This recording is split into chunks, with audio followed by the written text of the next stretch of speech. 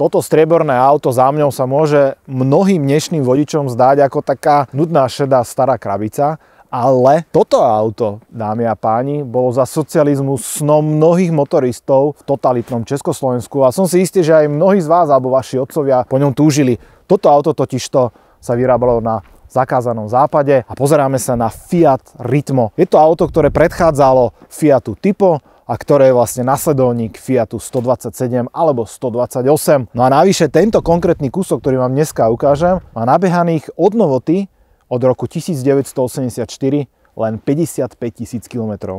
Takže dá sa povedať, že je to taká krásna úloženka. No a dnes sa v ňom prevezieme a ukážeme si mnohé zaujímavosti na tomto aute. Fiat Ritmo sa vyrábal od roku 1978 do roku 1988.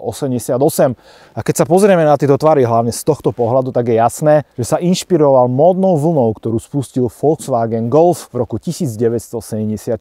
Bola to módna vlna hatchbackov, ktorá, si dovolím tvrdiť, v Európe trvá až do dnešných dní. A keď sa pozrieme odzadu, tak vidíme, že je to Ritmo 60 a tá 60 znamenala počet konských síl, ktoré boli pod prednou kapotou. No a motor, ktorý tu máme, tak to je motor o objeme 1,1 litra. A dnešné pomery naozaj smiešné číslo a smiešný objem, ale v tej dobe, keď prišlo Ritmo, tak to bolo naozaj niečo. O takomto výkone sa nám vo vtedajšom Československu ani len nesnívalo. Ritmo ste si mohli kúpiť ako trojdverový hatchback, 5-dverový hatchback, to je toto, alebo teda dvojdverový kabriolet. Samozrejme, ten bol veľmi vzácny a prišiel až o mnoho neskôr, než prišlo samotné Ritmo. Fiat Ritmo bol veľmi úspešný model tohto talianskeho výrobcu, keď za 10 rokov produkcie sa ho vyrobilo až 1,8 milióna kusov, ale dovolím si tvrdiť, že v takomto stave ich prežilo do dnešných dní naozaj len veľmi málo. Ku koncu výrobného cyklu Ritma už bolo cítiť, že mu na krk dýcha o mnoho modernejší a mladší súrodenec s názvom Uno. A to sa mimochodom stalo aj autom roka. To sa tomuto autu nikdy nepodarilo.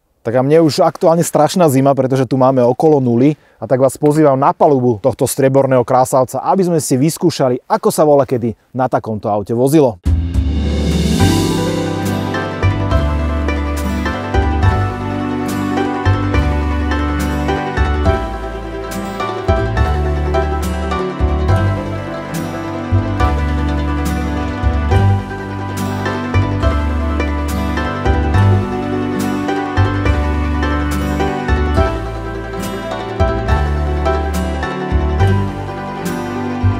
Tak vás vítam na palube Fiatu Ritma s označením 60S z roku výroby 1984. A vedľa mňa je už klasický Tomáš Ďuriš z firmy Car Classic & Consulting, ktorý takéto nejaké fajnovosti má v garáži, teda nie len toto, ale ešte aj mnoho iných. A od neho už ste mohli vidieť teda na Volant TV Renault 9, ktorý sme prehnali vtedy na Jankovom vršku. A dnes tu máme opäť takúto klasiku, ktorá tiež bola teda snom mnohých za socíku. A čo sme hneď zistili, že keď je okolo nuly, tak klasický italský vúz, teda moc kúriť sa mu nechce, alebo teda, že dlho to trvá, tak je to také, že auto je nezvyknuté na takéto teploty. Nevadí, v každom prípade dnes sa pozrieme na to, čím je toto auto zaujímavé a hlavne prečo by ste ho mohli chcieť. Prečo ťa Fiat Ritmo nejak zaujalo, alebo že prečo vôbec si ho kúpil vo svojej dobe? V prvom rade som Fiatista, okrem teda toho, že mám aj iné značky rád. Takže samozrejme, že Fiat a hlavne v takomto stave v dnešnej dobe vidieť je jednoducho veľká rarita. 55 000 km po prvom majiteľovi, tak to je určite lákavé také auto vidieť a jednoducho si odšoferovať. Takže tým pádom samozrejme bol prejavený záujem a auto sa vyskytlo v našej garáži. Ono je naozaj že veľmi pekne zachvále, či znútra zvonka, tak netypicky na taký taliansky voz z tejto doby ani nie je že hnilé. A aj pod tými podbehami je to také pekné, ešte to tak svieti tou novotou.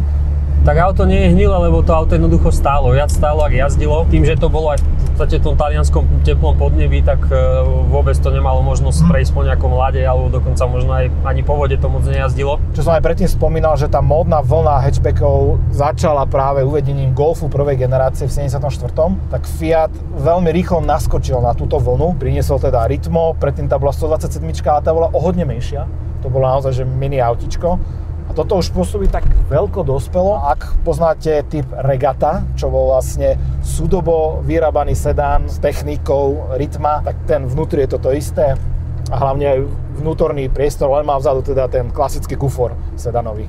Celkom zaujímavá informácia, neviem či vieš, že keď toto auto išlo do predaja, tak už sa vedelo, že Fiat niečo chystá. Predtým teda sa volali tie Fiaty 127, 128, teda číselné označenie, tak dobová tlač špekulovala, že nový Fiat sa bude volať 138. No a potom Fiat akože všetkým teda urobil si zo všetkých dobrý deň, keď donesol, že Ritmo.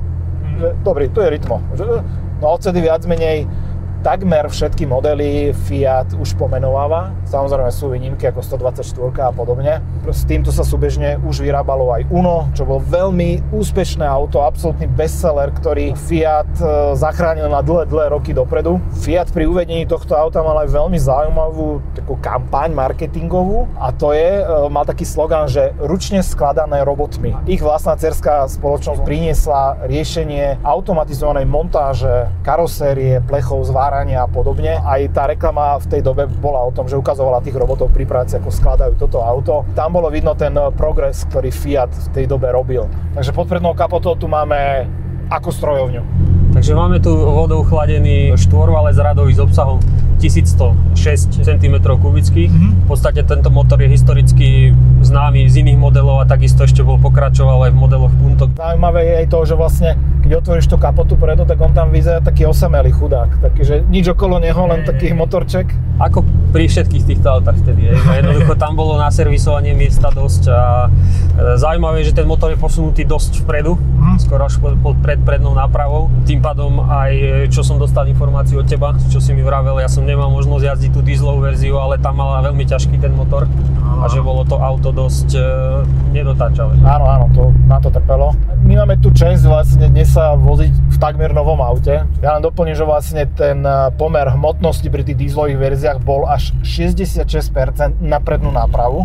Teda naozaj, že v tých zákrutách to muselo ísť občas ako také hodené kladivo. Ale možno veľa ľudí sa bude aj pýtať, že prečo zrovna taký malý objem do týchto aut dávali. Tak v Taliansku všeobecne platilo veľmi vysoké daňové zaťaženie na tie autá a aj preto sa vyrábali mnohé špeciálne verzie mnohých výrobcov, ktoré mali objem maximálne 2 litre, pretože na 2 litre to bolo tak zaťažené daňami, že to už nemalo zmysel absolútne vyrábať. A diesel teda prišiel v roku 80 a v roku 81 prišla prvá taká reálna, skutočná športová verzia Ritma a to bola verzia 105. 105 jednoducho znamená počet koní, ktoré malo toto auto a pod prednou kapotou bola 1.6, samozrejme atmosférická.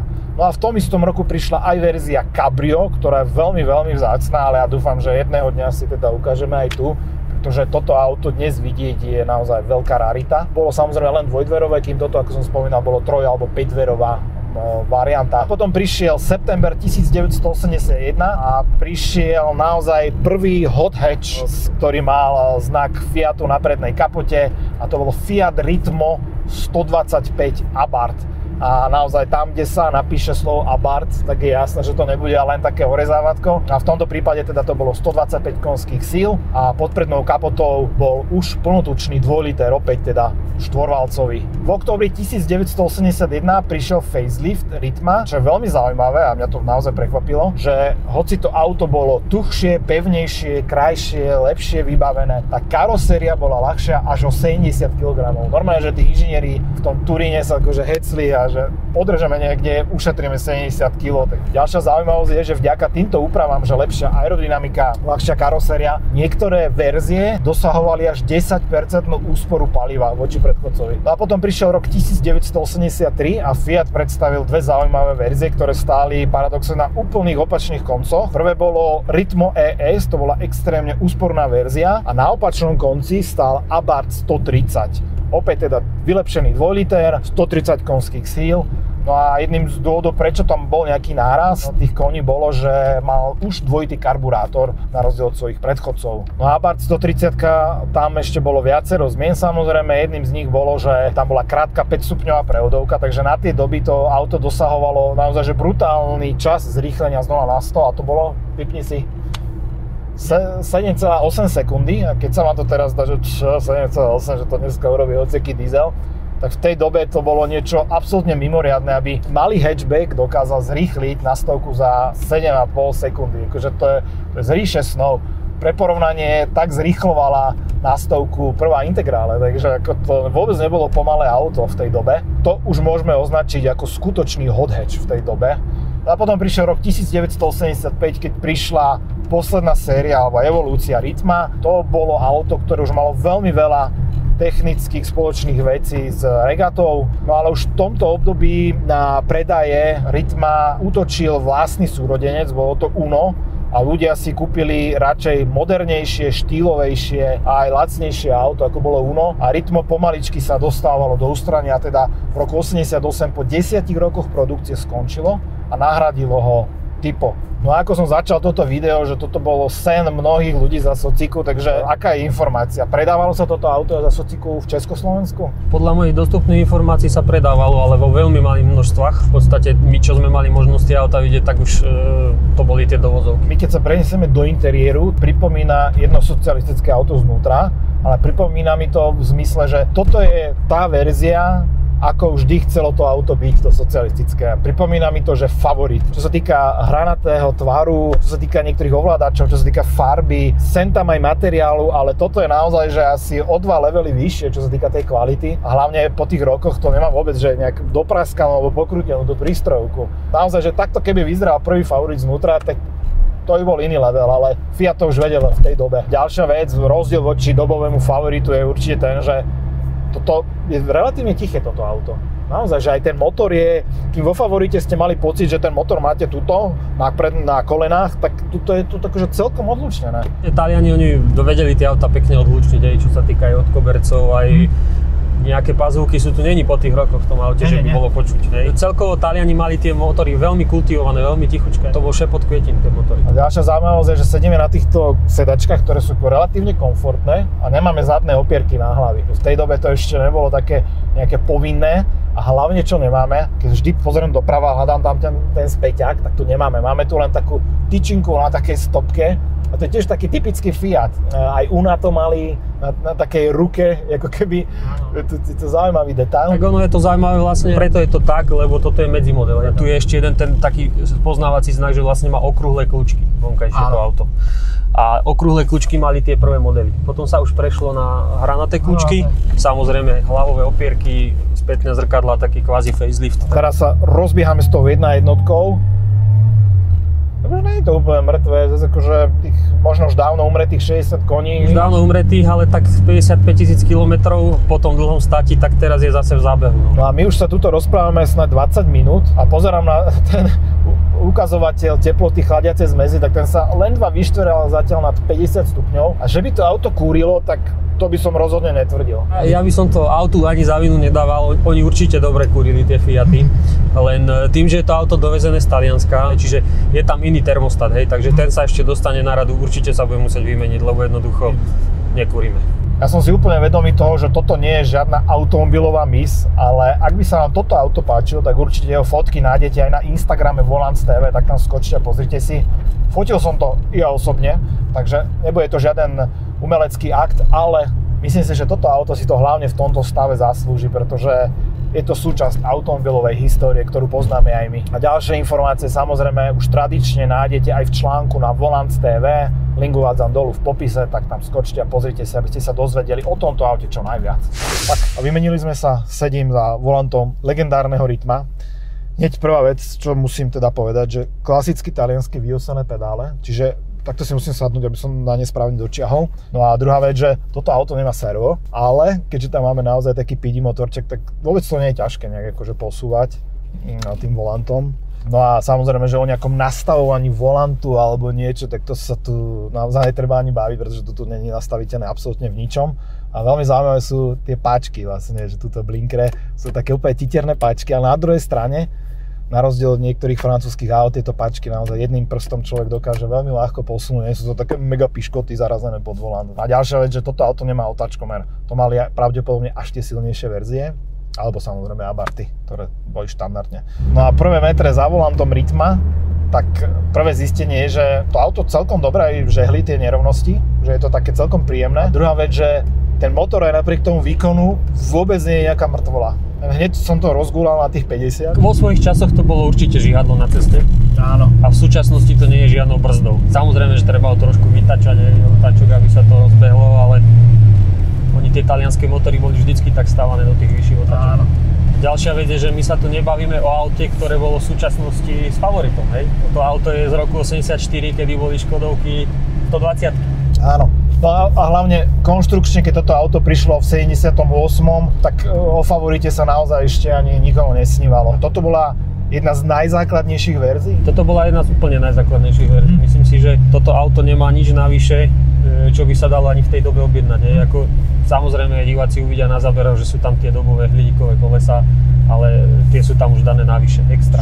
A keď už sme vyšli trošku za dedinu, tak aj napriek tomu malému motoru a výkonu, tak mne sa naozaj zdá, že to auto je až také, nechcem povedať, že hravé na volante, ale tým, že máme extra ľahučký malý motor vpredu a to auto je relatívne dobre vyvážené, tak je to až taká zábava sa s ním voziť, akože nemusí mať ani veľkú rýchlosť. No na to, že sa bavíme o aute, ktoré má 35 rokov, aj keď teda len 55 000 kilometrov, tak naozaj si viem predstaviť, že v čase núdze by som toto auto dokázal používať aj dennodenne. No a čo je dobre, ty si mi aj hovoril, že toto auto možno onedlho zmení majiteľa, že mu hľadáš nový domov. Je to pravda, toto auto je aktuálne na predaj, takže ak by mal niekto záujem, tak nech sa páči, kľudne sa môžete ohlásiť. No a ak ste dopozerali toto video až sem, tak vám veľmi pekne ďakujem, pretože ja som sa opäť dnes veľmi potešil. Ďakujem aj Tomášovi za požičanie auta. A mne na toto auto ostali len spomienky z detstva. Nikdy som ho nešoferoval, maximálne tak zadné sedačky som okupoval a teraz mám šancu si vyskúšať takýto zachovalý exemplár. Dá sa povedať, že stroj času. Dá sa povedať, že 55 000 kilometrov. A vy mi určite napíšte dolu do diskusie, aké auto by ste si miesto Ritma vybrali, alebo respektíve, ak by vám niekto v tej dobe ponúkol Ritmo versus Favorit, možno neskôr versus Felicia, ktorému autu by ste dali prednosť? Som veľmi zvedavý na výsledky tejto mini ankety. No ak ešte nie ste odberateľ kanálu Volants TV, tak to prosím napravte, aby som na takéto zaujímavé auta mohol prinášať čo najčastejšie. No a my sa s Tomášom určite nevidíme naposledy, pretože v tej garáži je ešte naozaj si z čoho vyberať. Takže niečo zaujímavé pre vás vyberieme aj na budúce pri ďalšom videu. Takže vidíme sa, ahojte.